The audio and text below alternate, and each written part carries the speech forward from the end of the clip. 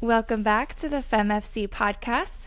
Today I have with me Suren Vata, who is a dual accredited physiotherapist registered with the AHPC in Singapore and HCPC MCSP in the UK, bringing a globally validated perspective to sports medicine. His professional journey spans elite football and rugby environments, including roles with Charlton Athletic FC, where he received the Valley Gold Recognition Award, Birmingham City FC, Tampines Rovers FC, HSBC Sevens Rugby Tournament, and professional rugby clubs in Singapore. His team from the University of Birmingham recently published research on the validity of smartphones in assessing pelvic motion, advancing affordable and accessible tools for clinical assessment. Suren specializes in evidence-based injury prevention and management and is passionate about bridging the gap between research and clinical practice. He is currently the lead physiotherapist and female athlete health lead at Charlton Athletic Women. Suren, welcome to the Femme FC Podcast, and thanks so much for being on. Thank you, Nicole. Very nice to be on your podcast. I've been following you for quite a bit now, and it's a big honor to be invited by yourself and share what I know and what I've done with Charlton and my previous clubs, with especially focus around female athlete health considerations in football. Thanks, Nicole. Excellent. Yeah. So what we'll mainly talk about today is you gave recently a presentation at the Arsenal Sports Medicine Conference about your 5-pillar approach to female athlete health, and we're going to dig into that. But first, would you mind just giving a little bit more of a background about yourself? You've worked and lived all over the world in different settings. So how did you come to work in women's soccer? Yeah, thanks, Nicole. Yeah, great question. I always find it very nice to reflect on the journey, and I love doing podcasts like this to kind of makes me reflect on my own journey and see how far I've come as well. So I'm originally from Singapore. I've lived there my whole life, studied there my whole life, and about 3 years ago I took the leap of faith to move to the UK to specialize in football physiotherapy, to apply my trade abroad and put myself out there with what I perceive to be one of the best leagues in the world for football. When I was in Singapore, I was working in Tampines Rovers, as you mentioned, and also JSSL, which is a women's academy. So I had a nice rotation of experiences in working in physio and football in Singapore, as well as rugby as well. So those were my first my first foray into sports medicine or sports physiotherapy. And it made me think and wonder how much more I can achieve if I had a more sort of a globally validated experience, seeing what other countries do, and the journey continues. So while I was in Singapore, I studied in the Singapore Institute of Technology, which was the university that had the physiotherapy degree program. That allowed me to experience a small exchange program in Dublin, Ireland. So that was my first experience of what physio is like in other countries. In that time, I also did a small stint in Japan with the national football team as a student intern.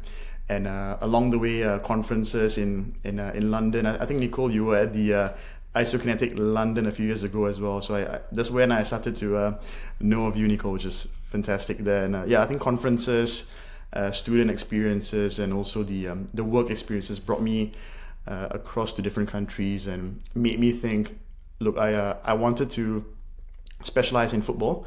After working with the women's academies in Singapore and the men's first team in Singapore, I wanted to see how far I could push myself in this area of expertise and learn from the best in the world. That's my main reason for moving abroad. So 3 years ago, I took on a master's in sports medicine in the University of Birmingham.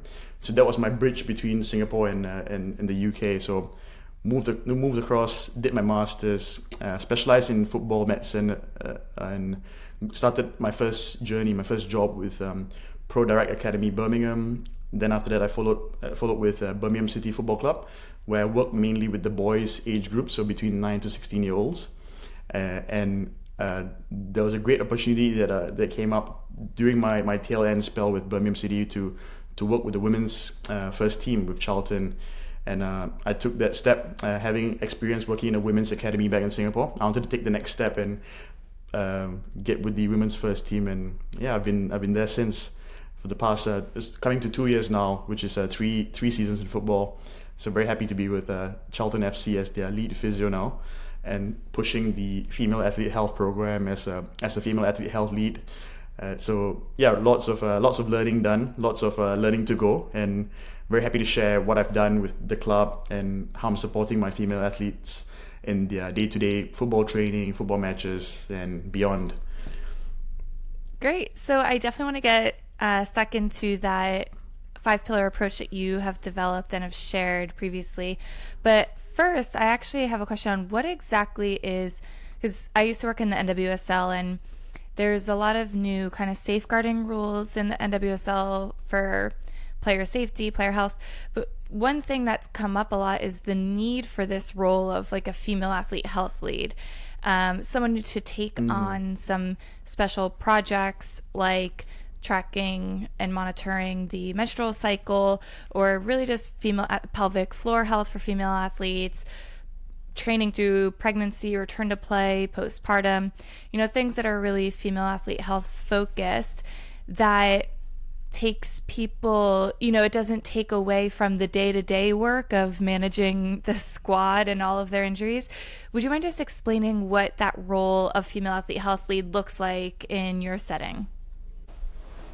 For sure, Nicole. So the female athlete health lead is a title that every club has a particular personnel who has that leadership role. So for example, I think it's a really great initiative that is helped by the overall medical team behind the Women's Super League. So being in the WSL or Women's Super League 1 and 2, every club has this designated personnel. So very thankfully and very grateful that at Charlton I'm the designated personnel to manage the female athlete health program. So it's very nicely done where every club has one person that oversees the day-to-day female athlete health program, which includes, like you mentioned, Nicole, the menstrual cycle tracking, the pelvic floor health, RITS monitoring, which is huge now in terms of going to the research in there, and I think it's growing even further. So I think it's a huge responsibility, huge role, but really important one that very thankful for the lead, sort of the league itself to organize such roles and responsibilities. And what I like a lot about it is that there is a very collaborative approach even between football clubs. So I think it's every few months we would have a meeting where we have like the big teams, the big names that we know, Chelsea, Arsenal, Liverpool. We're all Charlton with myself. We meet up in a conference setting where it's quite an intimate, small environment where we discuss what we're doing with our clubs and how we can learn from each other. And I think there's this sort of, maybe in the past, a misconception as with teams, you shouldn't share your secrets because then you are sort of like letting them know how you perform. But I think we have moved beyond that, especially when it comes to medical provisions or female athlete health considerations, because there's so much we can learn from each other, and it's very collaborative. And I think it's really good that there is a role within each club that someone takes charge. I don't necessarily have expertise in pelvic floor health or nutrition per se, but having a bit of knowledge in those areas where it's not my specialty allows me to know where the gaps are, and then I, as the female athlete health lead, can incorporate a external pelvic floor specialist or a nutritionist, or biomechanics, even in terms of addressing other things like that. So yeah, I think that's the main role of the female athlete health lead, and the responsibility that it entails, which is very nice and very exciting to hear what other clubs do. And we just had one 2 weeks ago with the rest of the practitioners within the clubs in the UK, and it was I learned so much about what other clubs are doing, what kind of approaches they're having, and I picked up something from Newcastle as well. So I spoke to the Newcastle doctor who shared like that's what they're doing in the club, and I'm going to take on board that idea and then speak to the stakeholders who can initiate the change needed for that.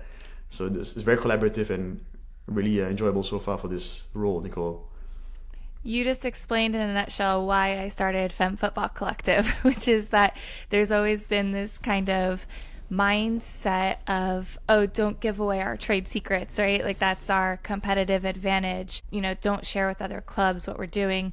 but really, and particularly in women's football, there is a research gap in female athletes. Now there's attention on it, there's focus on it, so that's great, but that gap exists. And there's a gap in our knowledge in terms of working with and training and rehabilitating professional women's footballers. And so why would we not try to fill that gap with shared knowledge and lived experiences of the people actually doing that work and sharing that between clubs? I use this phrase a lot, but a rising tide lifts all boats, right? And the more that we work together and help keep athletes healthy, safe, and performing at their best, the better that is for the growth and trajectory of the game at large. So yeah, you summed up for me exactly why I started Femme Football Collective, and just touched on obviously something I'm incredibly passionate about because now I can't stop talking about it. So I love that the WSL is doing that. Is that something that came from the league itself? Is it from the FA? How did that get started? Do you know? I don't know the intricacies or the specific details about it, but it was relatively quite a recent initiative in the past couple of years, which brings about good alignment with the clubs across the league as well. And I think what it really does, the really important thing this does, it allows clubs that may not have the resources or the funding as some other clubs to identify certain areas where they might be lacking and initiates change that needs to be brought across. So in terms of how it started, I think there are the few people behind the scenes. I would obviously give a shout out to Dr. GB and Andy Hudson who run the programs, and in terms of providing us a lot of details and initiating the conferences, etc. But it's quite recent, nice change that's happened, and yeah, I think, and also on top of that, Nicole, we're all aligned on a similar reporting platform. So we use Kitman Labs, which is a nice digital database for all our medical documentation and notes. And of course, with all the privacy in place, the leagues and consent, of course, the leagues have access to our medical records. And what that does, which I'm really appreciative of, and something that I'm focusing on recently, Nicole, is the injury surveillance. So we can see across the leagues, the injury data. So, for example, end of last season, we were all in a big conference again with the different teams, and we saw like the injury trends throughout the season. So we saw that, for example, you get your first spike when the players come back from off season, probably from a period of relative rest, and you increase the loading, and that's where your first peak happens. And along the way, the next peak, if I could recall correctly, is actually during the period of winter months in the UK. So whether it's weather related or that's when players start to represent their countries in international fixtures, and there's a fixture congestion as well. So with this program or this initiative from the leagues itself, which includes the Female Athlete Health Program, we get to see overall trends and what the most common injuries are within the league, which at the moment is your soft tissue injuries like your hamstring, your quads, your tendon issues. And without this overall league alignment, I think there wouldn't be this data that we can tap on, and everyone would be kind of lost. So I think it's nice that we have this, which was really. I'm just touching the surface over here. There's so much more that I've learned during this process with this program that's out there by the FA and the leagues with the Women's Super League. That's great. I'm really happy that the FA and the WSL are doing that, and maybe that's something that other leagues around the world should be looking into adopting in their own way. So, Suren, I want to now take some time to get into your 5-pillar approach to female athlete health. You recently presented this, as I said, at Arsenal Sports Medicine Conference. I heard great things about this presentation, so I'm really looking forward to hearing all about it. So if you want to just kind of dive in and talk us through those 5 pillars, and just so listeners kind of have an awareness of where we're going to go with this, we'll kind of talk through each of the 5 pillars, the focus of each one, why it's important within the context of women's football, any challenges or misconceptions within that area or realm, and then some tips for practical application, and how at Charlton Athletic you guys are applying this practically? For sure, Nicole. Yeah, you're very happy to share the female athlete health pillars that I presented on at the recent Arsenal conference, the Emirates Stadium. And the reason I came up with this 5-pillar approach to female athlete health consideration was firstly to identify lacking areas that were there in the first place, and certain areas that could be easily missed in terms of injury prevention or injury reduction, if I were to call it. And on top of that, providing the girls an adequate amount of medical care and support. And the pillars that I'm going to speak about to you, Nicole, would be in particular would be biomechanics. That's my first pillar that I'll speak about, and how it's different in the women's game, and how we need to individualize it, tailor it, and also move away from the traditional or let's use the research that the men's have out there, because like you mentioned, Nicole, earlier, there's a gap in research between men's and women's, and that needs to be addressed through awareness and more research, which I think is growing, which is nice to see. So biomechanics is my first pillar. Number 2 would be pelvic floor dysfunction or pelvic floor health in the women's game, and how we address that at Charlton. Number 3 would be something you spoke about earlier as well, Nicole, menstrual cycle, and how we manage it as a consideration in Charlton. The fourth one, pregnancy-related changes. So I think it's something that we didn't speak about yet, Nicole, in the past couple of minutes, but pregnancy is my one of the pillars, because we this season very happy to share that we had my first experience working with a player who's pregnant and actually recently gave birth. So we can touch on that as well, Nicole, and how we supported her during her pregnancy, and how we are aiming to eventually fulfill her goal, which is to get back into postnatal football. And the fifth and final consideration that I have is bra and breast education, and how we support them at Charlton through this pillar. So those are the 5 overarching pillars. And the aim is to have more pillars, more support. But at the moment we're developing these 5 at Charlton really well, and it's still a work in progress. Yeah, those are great 5 pillars. It's so funny because some of the episodes we've had previously with Femme FC, with Carol Mack, we talked about moving beyond biomechanics, biomechanics and individual variation, and it specifically in female athletes, what that looks like, and looking into biomechanics there. Pelvic floor health, we had Emma Brockwell on. Menstrual cycle, I had Georgia Brown, who's a sports scientist who tracked the menstrual cycle through her PhD process that was embedded with the Matildas. Pregnancy, I just interviewed Margie Davenport, and then now I just need to get someone to speak to bra and breast health, and we've got all of your pillars covered within some of the episodes. So it's a little validating for me, honestly, to hear that the topics are relevant. Super relevant, Nicole. Super relevant, like you said. Yeah.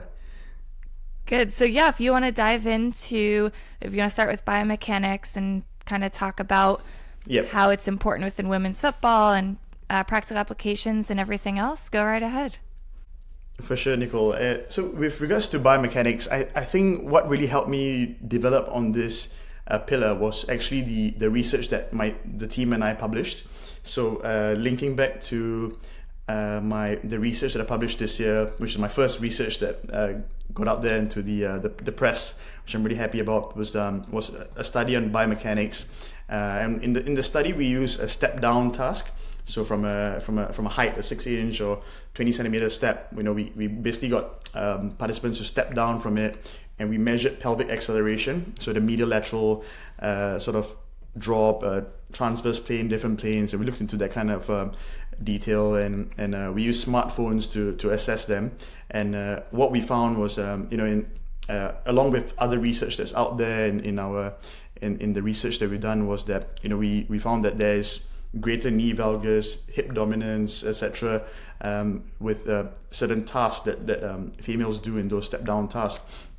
And with that, what it means or what it meant for myself in terms of developing a program is to individualize at-risk individuals. So, for example, in my experience working with the in the women's academy, especially the younger age groups, that the players are learning about the way they move.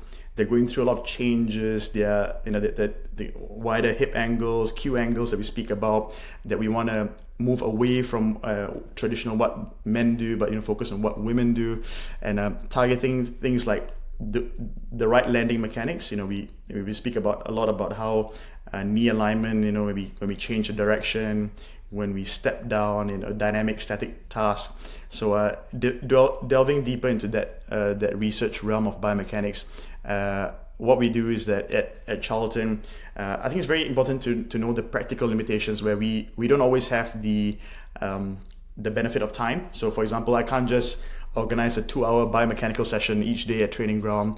The girls are in for a task. They're focused on the match this weekend.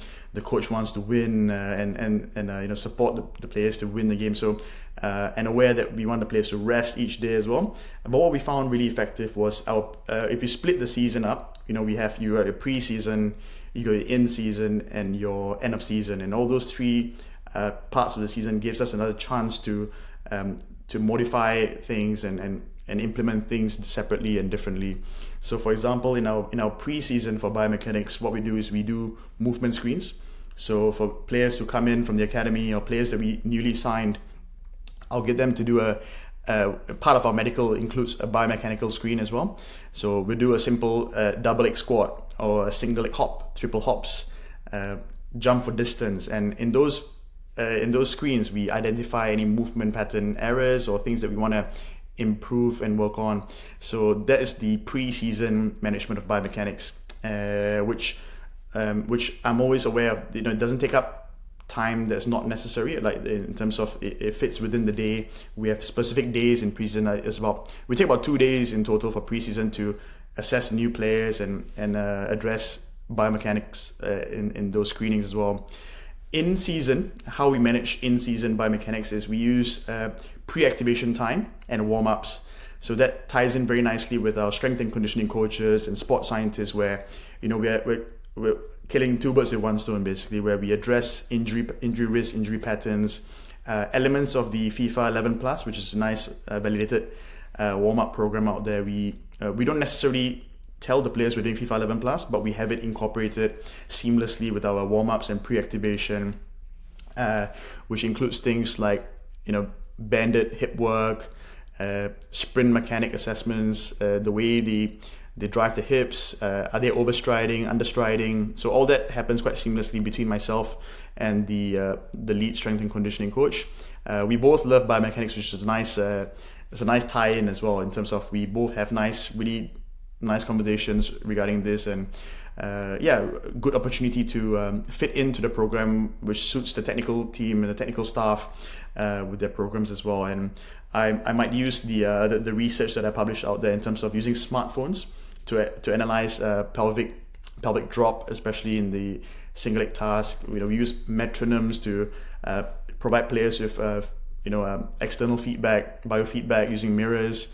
You get external stimulus and time under tension, which is always a really important strength and conditioning principle to prevent injury. So I think identifying the movement pattern errors are key in terms of preventing all these soft tissue injuries. And of course, the quite big out there is talking about ACL injuries as well. I think it's always an important thing to address biomechanical faults. And that's how we, in a nutshell, throughout the season, we have pre-season, in-season, and end-of-season management of biomechanics. And on a day-to-day basis, warm-ups, pre-activation, plenty of time to do that. So I think moving away from, we do not have enough time in the day to teach the girls biomechanics, I disagree with that. I think you can always find a pocket of time where and that's why collaboration is so important, because when I have that rapport with the strength and conditioning coach, you can implement things quite well in the gym and on the pitch, and also during their pre-activation times. So that's in a nutshell, that's the first pillar for you, Nicole, biomechanics. And so when you do those screenings in preseason, are you finding any trends in terms of athletes who maybe have, quote unquote, poor or less ideal biomechanics have maybe a lower training age, and then athletes who maybe have been on the team for a while or have been training have greater years experience of training, are they showing the more idealized biomechanics? Is that not coming up within your population? And then a follow-up to that would be, do you see that improving over the course of the season or season to season with players who remain at the club? Thanks, Nicole. Yeah, I think in the pre-season screens, I always look forward to them because you see a lot of variation, you see a lot of differences, which are not necessarily a bad thing, because sometimes it's the reason why the players were signed in the first place, because they move uniquely, they're what gives them the edge in terms of at this level of first team women's football. So I go with the approach of at this level, don't spoil the broth or don't change what's working for the players. I think a lot of them have gone through the academies and have developed good movement patterns from their academy programs and their coaches, etc. So at this level, not really in terms of seeing too much of movement error or movement mechanic issues, but fine tuning certain things. For example, so if I got a player to hop and they do it quite loudly and they slam their brakes on the floor, I'll be like, oh, can you do it again but softer? And I can see whether with instructions they could replicate the task efficiently. So to that level in my population, not so much, Nicole, to answer that question. But what I do find interesting was I read a research out there in terms of looking at risk factors for some of the injuries that we see, and in one of the recent ones they spoke about players starting football earlier or starting their careers earlier versus players who started much later, and that seems to be a risk factor for ACL injuries as well, which I find quite interesting and something I'm looking into as well as part of the wider picture. Or the other one is, I think the nice one they spoke about was players who specialize too soon when they're young. So I think they found that one of the risk factors was players who are not exposed to a wide array of sports at the young age, where they focus too early or very early into one sport, then you don't develop that movement competencies to expose yourself to the chaos of multi-directional sport especially. So I'm paying a bit more attention to that, and in my screening sometimes I now that I'm aware of this research out there, I'm more, when a new player comes in, I might ask you, like, at what age do you start playing football, and at what age did you start? So I'm going to pay a bit more attention to that, Nicole. So I think in the women's game compared to the men's game, I might be wrong over here, but I think we're seeing that compared to that, the women start a bit later in their professional careers, whereas sometimes with the men, you can start at 5-6 year old and join the academies. But I think it's improving with the women's academies. It's getting more and more. They're starting early, they're starting young. But something to look out for, Nicole, in terms of the preseason screenings. I like that you take something that you read in research and immediately think of how you should apply it to your practice, right? Like, you read in research about the age of specialization, and it's like, okay, how can I find this out within my setting and use this information?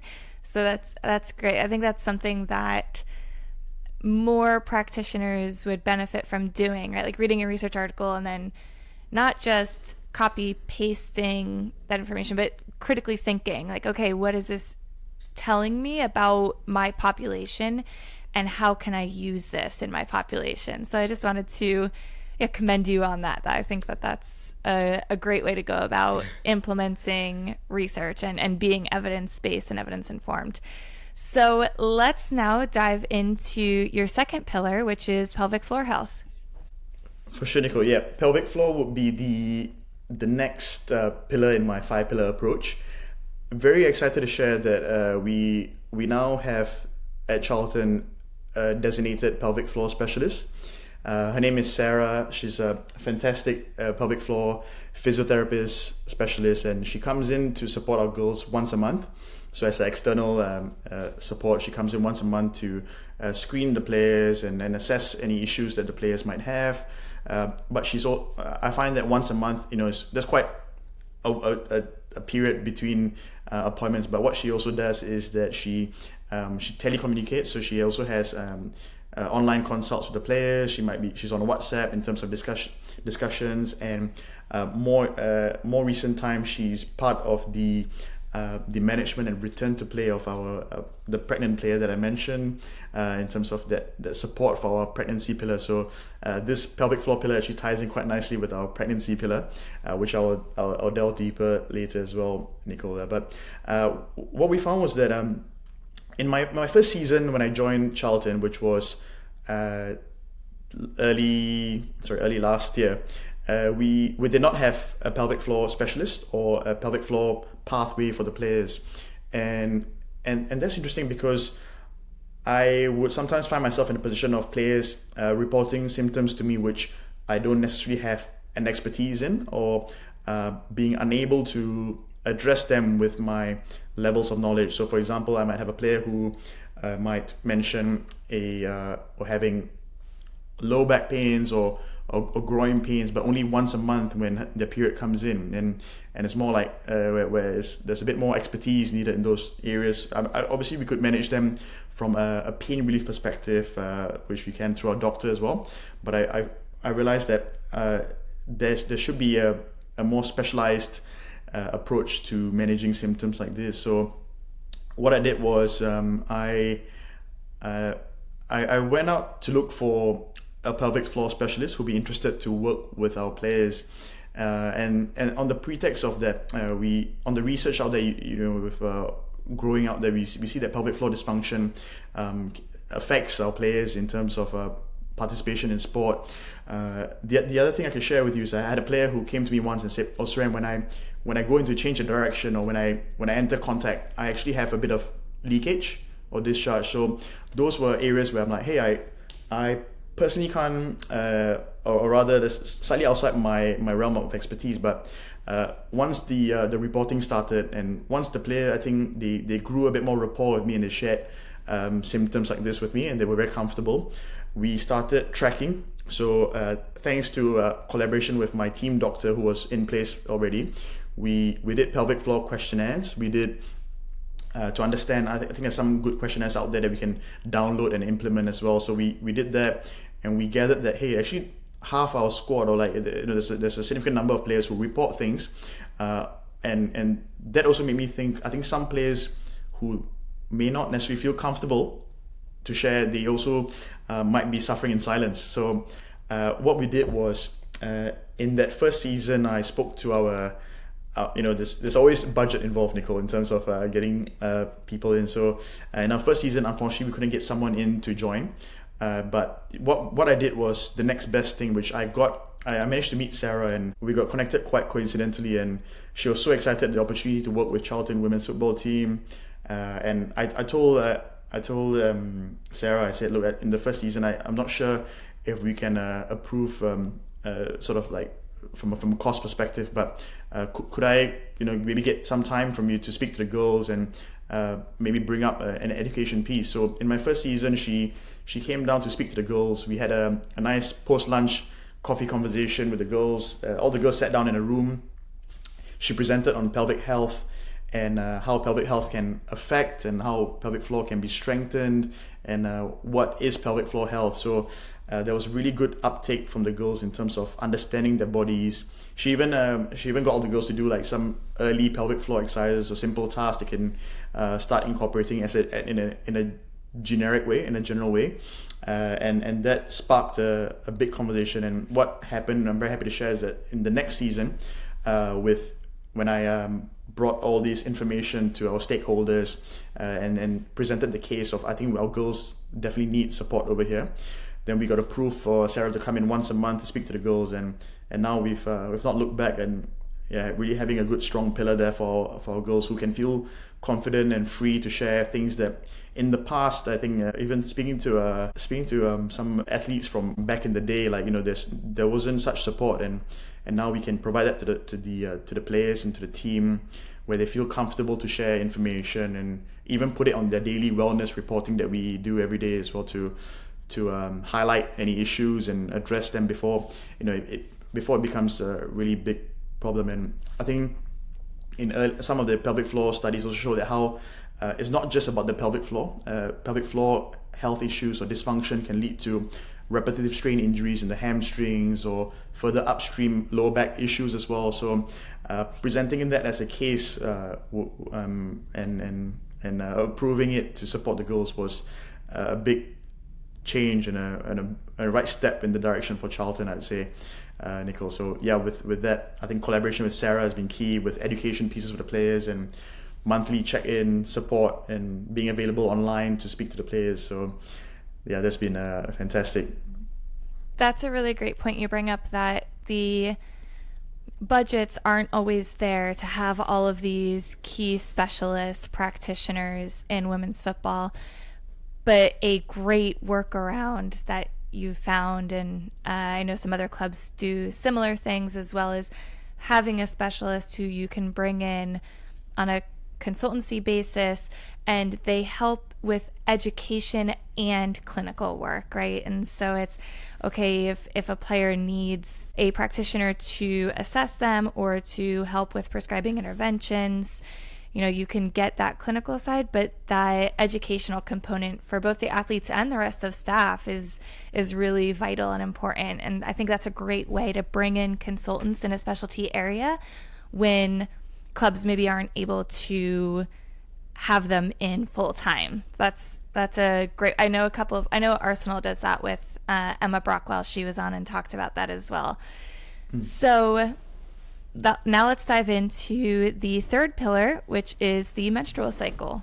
For sure, Nicole. So with menstrual cycle, it's huge learning for myself as well over the past few years working women's football, in terms of, I think the first thing I wanted to do with menstrual cycle through collaboration with my team doctor as well is to find out what information is relevant and what is not as well, because what we don't want is to collect data that's non-helpful or non-consensual. We never do that, especially with the privacy and data policies out there as well. And also, which are the relevant staff that need to know symptoms of or menstrual cycle information as well. So with that, what we did is that we, at the start of the season, we spoke to the players, and with informed consent, all the players report daily with their menstrual cycle symptoms, and so we do like a score from 0 to 10, how it's affecting you on a day-to-day basis. So that's part of our wellness screening on a day-to-day management. And also we've had questionnaires for the players as well, in terms of how they're doing with the cycles, whether they are missing cycles, or are they having irregular periods as well, or also being aware of players who are taking the contraception pill as well, which stops the cycle as well. So being aware of the different cycles of our players, I think, is really key information that we got consensually from the players.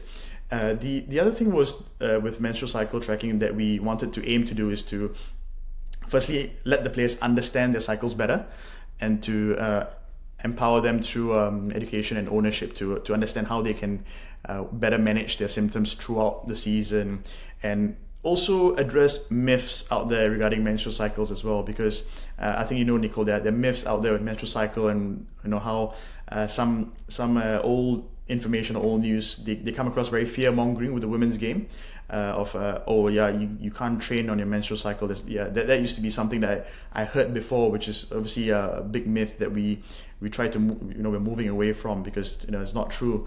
But with the daily monitoring of the players, that helps us a lot. What we also did was that I think it's something that we're developing a bit more this season, Nicole, is that I got the doctor to really identify players who are at risk of certain issues down the line as well. So what I mean by that is identifying players with REDS, so relative energy deficiency sport, and how addressing things like are certain players at a high risk of bone stress injuries through that menstrual cycle tracking as well. So in my experience, we highlighted players who were missing periods either through nutritional basis, whether are they under consuming or overtraining, or is it a mixture of both. And what we do is to try and individualize the programs for these players who identify or report symptoms like the sort of like irregular period cycles or lack of period cycles. So addressing them through discussions with the S&C. So are they training too much? Are they not fueling enough? So that's when we tie in nutrition as well.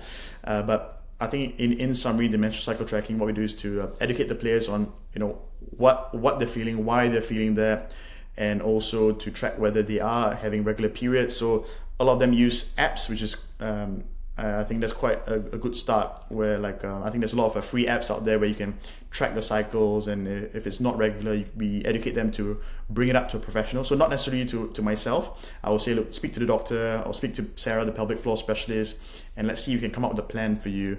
And that's what we do. I think another one was something that I touched a bit earlier on, Nicole, was we had players who report lower back pain or groin discomforts during the menstrual cycle, and it was only through surveillance or data trends where we could pick it up.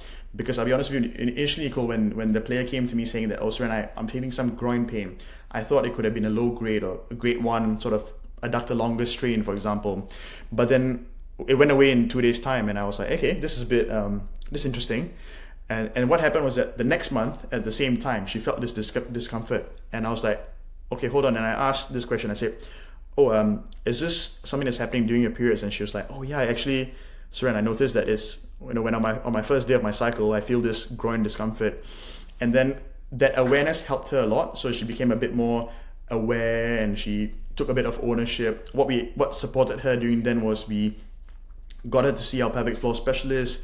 We supported her with, even K-taping. So I find that sometimes that provides a little bit of comfort, a little bit of support. So we K-tape for her groin muscles.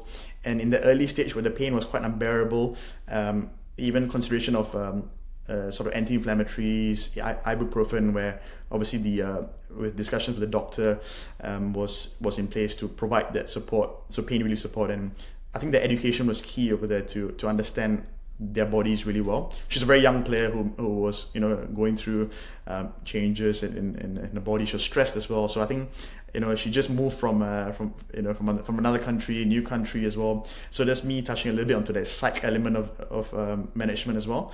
But yeah, it all plays together, especially in this menstrual cycle pillar that I've started to develop and understand a bit better for our players.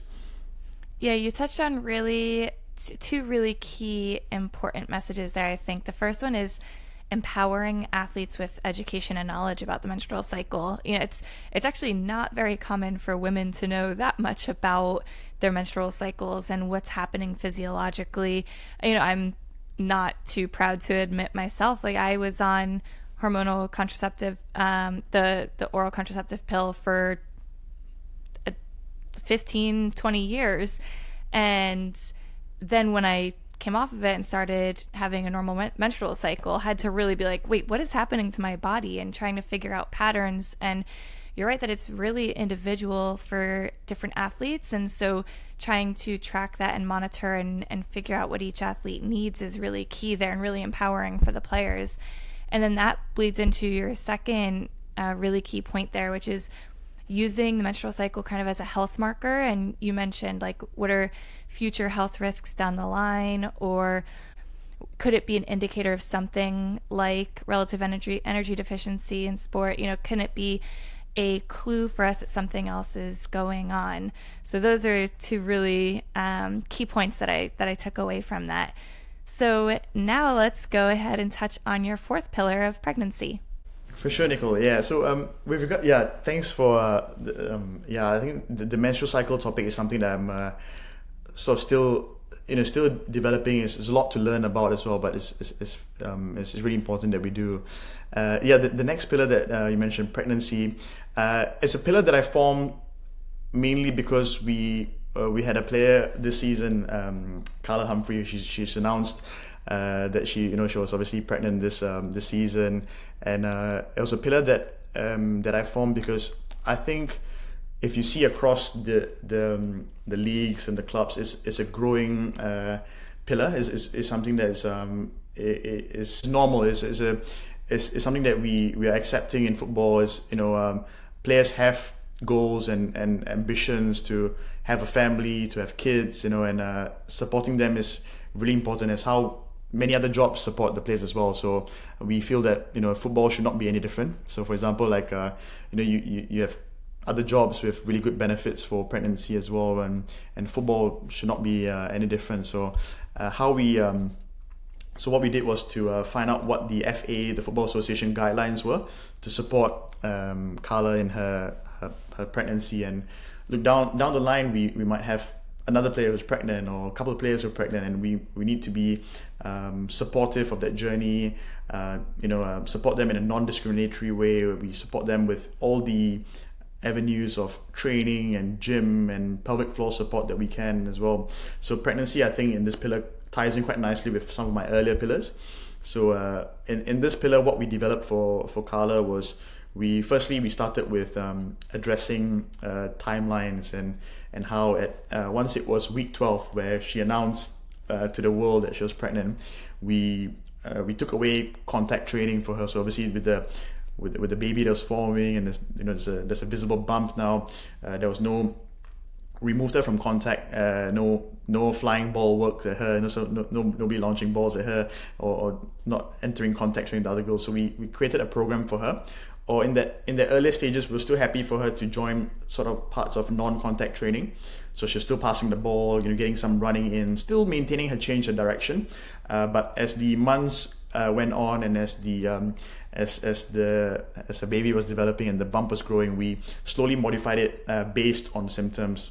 So we know in the research out there, there's no definitive timeline or like a week where you can't train anymore. It's very symptom dependent, and also aligned with what she wanted out of it as well, and also with a full ownership, full understanding. Like, hey, like she understands the risk and rewards of training of pregnancy, and we're here to support.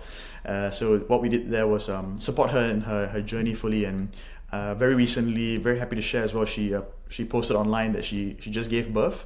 So it's very nice. We're looking forward to see her in the next couple of weeks or whenever she's ready to come back into it. But that's how we supported her through the last 9 months in the different trimesters. What really helped was the FA guidelines. I think thankfully before Carla Humphrey, there were other clubs who've already had pregnant players. So in similar collaborative fashion, I reached out to these clubs' medical teams. And Nicole, you mentioned Emma. I met another. I think you might be aware that Arsenal has a few Emmas out there.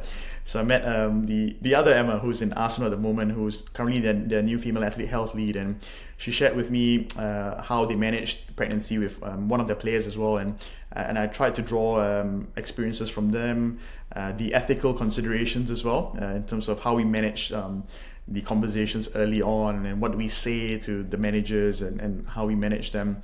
And also I think the support for prepartum and postpartum is really important as well.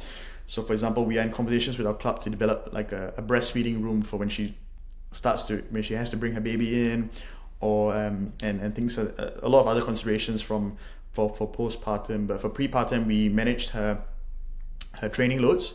So with discussions with the SNC, we now modified it completely, where we're not chasing a goal. We're not chasing a match that she's playing, because she's not.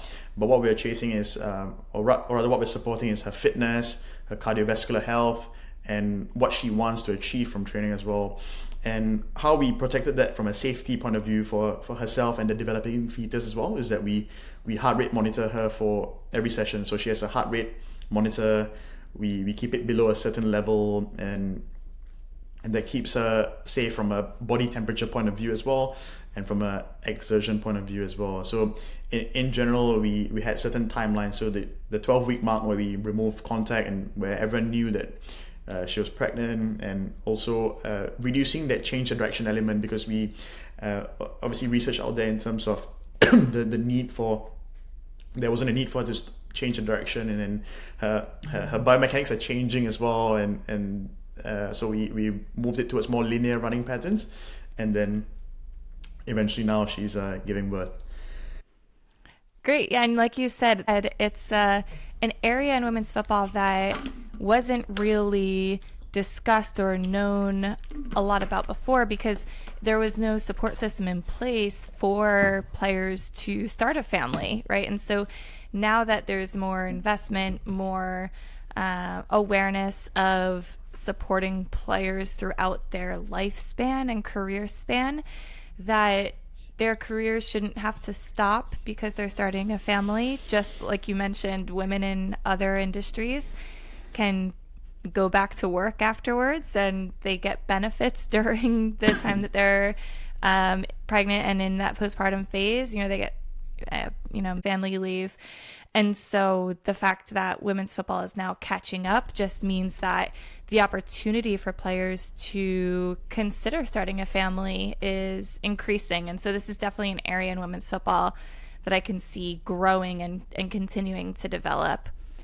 So that brings us then into your fifth and final pillar of bra fitting and breast health. So go ahead and tell us all about that.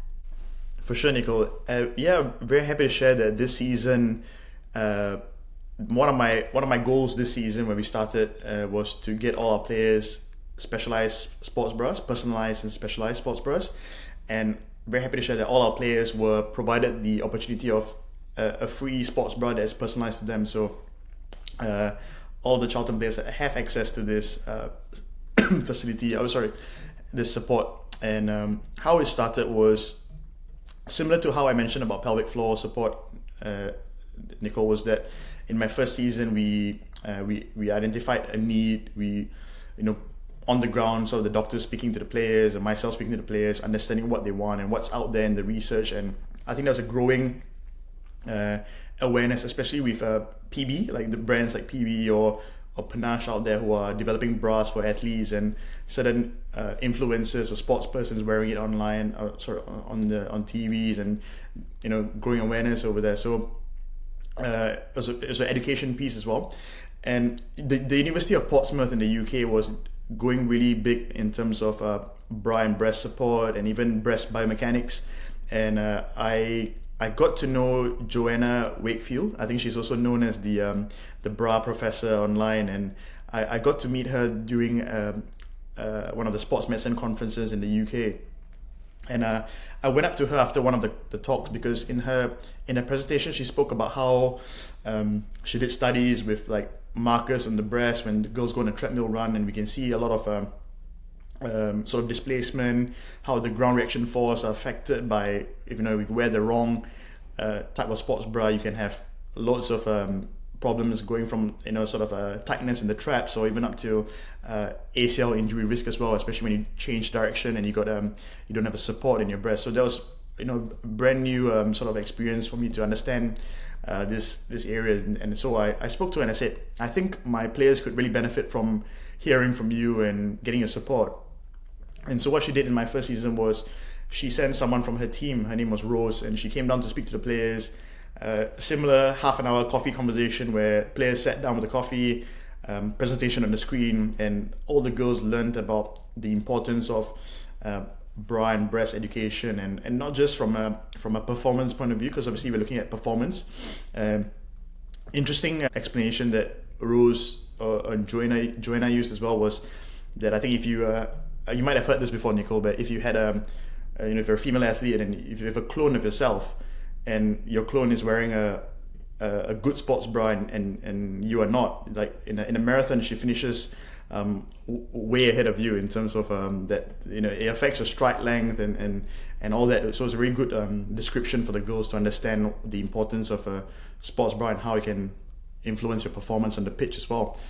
So there's a good buy-in from the players in terms of understanding that. And she also taught the players in terms of how to screen for their breasts as well. So feeling for lumps, feeling for any sort of issues in the breast as well. All the players were given like cards as well in terms of how to assess and screen. And it was an initiative called Treasure Your Chest, which I thought was a really good initiative to promote breast health, because we're not just taking care of the players on the pitch, but also off the pitch and into their careers long after football as well.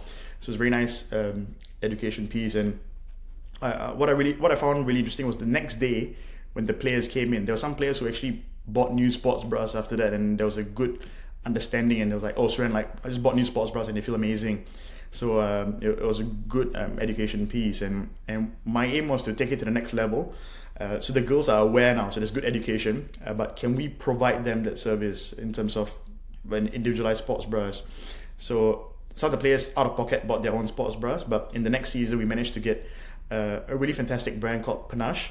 The contact I had was her name is Arabella, and she came down, full morning assessments of players, and got all the players a personalized sports bra.